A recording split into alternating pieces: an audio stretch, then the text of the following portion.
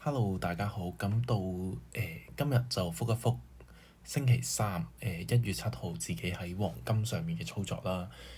今年呢，自己嘅目標就係淨係炒金，專注喺一個資產度，咁就唔睇嚟睇去啊，又或者嗰啲嘢啦。咁就睇下會唔會做得更加好、更加穩定咁樣。好，咁事不宜遲，我哋都係啦，都係講一講今日嘅回顧翻今日思考流程點樣會比較合理，點樣會比較好呢？咁樣咁由呢一度開始做起。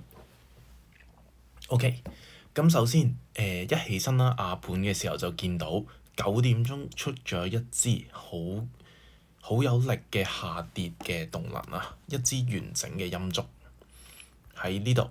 你用小時圖睇咧，都係一支好靚嘅好大支嘅陰燭嚟嘅。而睇翻之前咧，有冇出現過一支咁大力嘅陰燭咧？就冇。所以而且佢發生嘅位係一路都講緊啦，日線 order block 嘅位置啊嘛，即係阻力位啦。咁喺阻力位出咗一支下跌嘅動能咧，咁自己喺亞盤嘅諗法上都傾向係向下做睇跌嘅。而且大家睇一睇呢一段嘢，會唔會覺得同前面呢一嚿嘢有啲似呢？又係震盪咁樣向上啦，然後亞盤一段下跌嘅動能落咗嚟，跟住做一個回調啦，一腳兩腳延續咗向下。咁我自己覺得有少少類近少少啦。咁同樣都係發生喺阻力位置喎。咁所以自己喺亞盤嘅時候咧，係有思考過可唔可以做跌嘅。咁不過依家唔講自己操作住，咁我哋就繼續去睇翻我哋做咗嘅嘢，個市場點樣行啦咁樣。好，一樣向下跌咗，佢向下去做咗一腳兩腳嘅。嗰一腳係呢度向下啦，回調第一下落嚟，第二呢度向上稍為清一清前面嘅 liquidity 啦，去翻呢啲互換嘅位置啦，然後向下延續咗落去，咁就完成咗亞盤嘅操作㗎啦。其實基本上，而且去到3點鐘咧，你見到佢會有一個洗耷嘅樣出咗嚟嘅。呢度一支兩支啦，價格喺3點鐘嘅時候清完向上拉升，向上出咗呢一段上升段。好啦，當下自己嘅諗法上呢，咁就有兩個，自己諗法上就有兩個。第一，呢段上升段係成立嘅，而且呢段上升同下跌，我哋可以將佢看待做一嚿嘅橫行區。呢度成嚿嘢都係一個橫行區。呢個自己當時係有咁樣考慮嘅。咁所以呢啲位置啦，係幾值得去嘗試。點解？因為係橫行底部做咗一個洗嘅動作啦，一隻腳兩隻腳出咗上升段回調，會唔會有一個延續上咁樣呢？咁呢個係幾值得留意嘅。咁最後價格佢冇啦，最後價格冇延續到上去，而係呢度向下咗。當佢出咗呢一段下跌咧，就唔好再去報升住啦。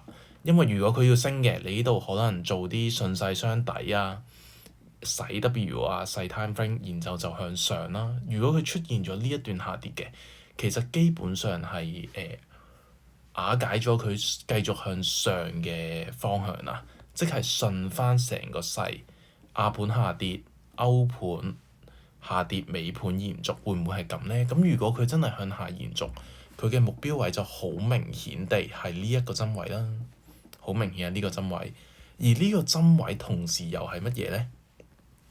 我哋拉大少少，呢個係一個好完整嘅橫行區嚟㗎嘛。佢嘅頂部呢個位係佢第二下回測嘅位置，你都可以話係大 time frame 回測啦。然後佢呢一段波段嘅向上拉升嘅 OTE 位喺正呢度嘅，同時有第一腳嘅 liquidity，所以佢個橫行區唔一定係上面呢嚿嘢橫行嘅喎，佢個橫行區可以係拉大，佢可以係呢一嚿嘅橫行都得㗎。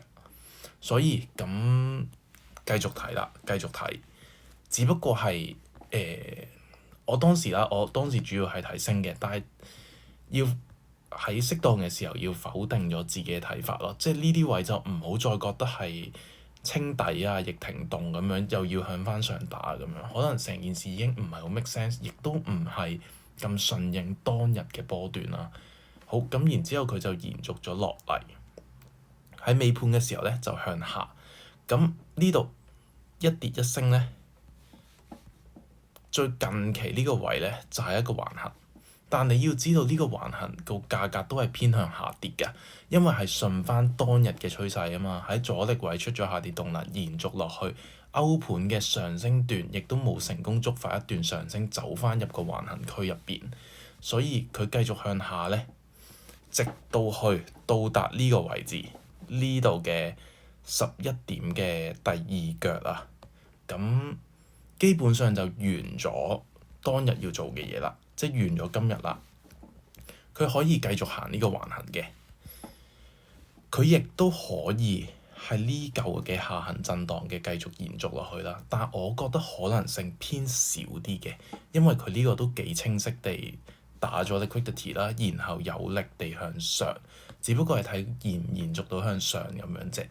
咁我自己會傾向係依家係入咗呢一個橫行區嘅諗法嘅，因為近期黃金嘅都係 drive on 緊佢嘅成段上升段去做啦，咁樣 even 睇橫行好似都比較上有優勢啲咁樣。好啦，呢個就係當日閱讀市場睇翻啦，市場做咗啲乜嘢，咁就睇今日自己做過嘅交易咯喎。咁自己做咗兩個啦，自己做咗兩個，咁係唔係咁好嘅？唔係咁好，係兩個都有佢做得唔係咁好嘅地方嘅，但係之前1月份即係年頭第一條片都有講啦，好同唔好都係一個記錄啊嘛，係啦。好，咁第一樣嘢咧就係出現咗喺呢啲位置嘅，喺亞盤大概11點幾啦。自己當時咧就見到呢度一個頂，第二個頂，價格係冇向上延續到上去嘅。咁自己係細 time frame 啦，再細少少 time frame 嗰度睇嘅。好啦，當時見到價格咁樣向下清咗前面呢一個位，跟住有一段上升段喎，但係呢段上升段係冇被觸發到嘅。首先啦，當下睇嘅就係一段有力嘅下跌 drive on 啦，發生喺阻力位啦。自己嗰時掛住一個盤嘅，就係基本上呢啲位，咁83呢啲位啦，守翻個頂啦。咁呢啲操作大家都知點解會咁樣試啦，咁唔多講啦。咁之後見到呢一支11點15分呢一支上升動能，佢好似向上突破咗。但係回調佢冇延續到向上，佢呢一個咧係一個關鍵位置嚟嘅。如果呢一段佢向上，佢最多踩一踩咧就要升㗎啦，即係又或者俾佢踩多一腳都好啦，佢都係要向上㗎啦。如果佢要升嘅話，但係佢係一個互換位啦，冇觸發到上升呢一樣嘢喎，而且係向下延續咗落嚟，所以自己係呢啲位左右啦。見到佢收翻落嚟，上升又冇乜力嘅時候咧，大約呢啲位啦，自己就做咗一下跌嘅。咁手就受呢度再高多少少咁樣，目標咧就睇翻個底部嘅啫，跟住自己點解會話呢槍有啲做得唔好嘅地方咧？就係早熄咗，自己太早啦，咁樣去到呢啲位咧已經係好多念頭出咗嚟啊！好多念頭嘅意思係又覺得會唔會係第一腳啊？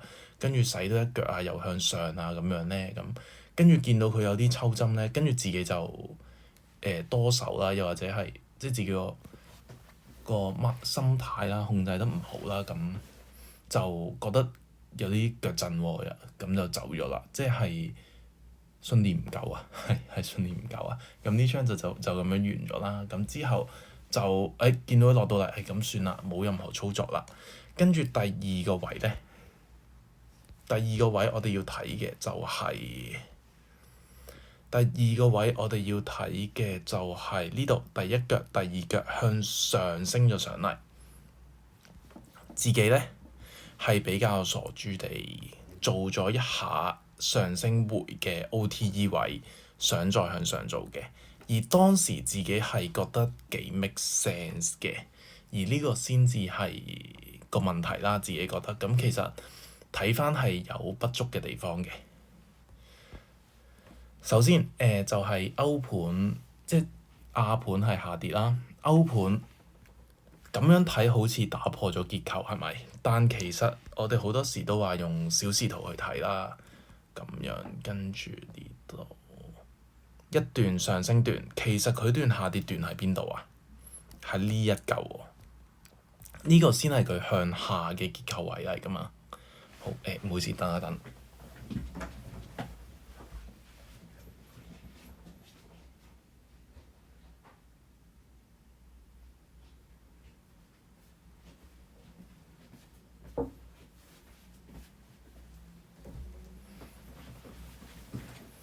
好，佢嘅向下嘅結構位其實係呢一段，咁其實佢嘅上升咧係冇升穿到嘅，而且我哋都要留意到咧，呢度係一個逆停動嘅地方㗎，呢嚿嘢，然後向下延續咗落嚟，佢可以係一個回測嘅位置嚟嘅，所以點解會話自己係有啲魯莽咧？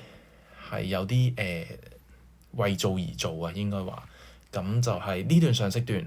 亦都唔係一啲好強勁嘅動能啦，最後呢一度都係抽針嘅，咁即係冇好確定地突破咗一啲高位啊，例如呢一個高位啦，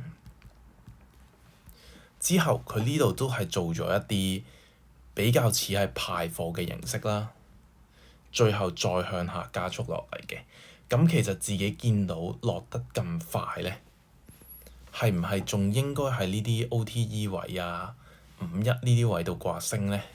就唔係一個好明智嘅決定啦。好，咁都講一講自己點解會選擇喺呢個位度做一下向上嘅。咁最主要嘅原因咧，其實有兩個。最主要原因有兩個。第一就係佢呢度有一個洗嘅動作啦，佢呢度有個洗嘅動作啦。第二就係佢入咗去呢個自己當下認為嘅橫行區入邊啦。而第二個咧係有一啲謬誤嘅，因為呢嚿嘅橫行咧係自己一廂情願地認為嘅，係唔係真係市場確定咗畀你咧？其實未必係，你可以咁樣睇㗎，你可以係一個上行通道向下突破咗嘅回測嚟嘅喎，佢嘅回測同樣都係高位去睇落嚟，都一樣係喺 OTE 嘅位置度觸發咗嘅，咁所以橫行就係會有好多變奏啊！你要諗好多唔同嘅可能性啦。咁所以我覺得最主要嘅原因係小時圖嘅上升結構冇被打破到。如果佢真係呢一支係一支較為完整大支嘅陽燭穿咗呢一個嘅高位嘅，咁我覺得我哋再諗回調，揾呢啲上升 order block 啊，呢啲 order block 啊去做升，會嚟得更加合理。佢如果係向上破頂，都更加係有一個理由喺度啊。所以呢下係需要檢討嘅一槍嚟嘅，呢下係需要檢討嘅一槍嚟嘅。咁之後冇啦，咁就冇啦。今晚就去咗睇波，睇香港東方，唔知大家有冇睇開波啊？好，咁今日就完啦，多謝大家，thank you。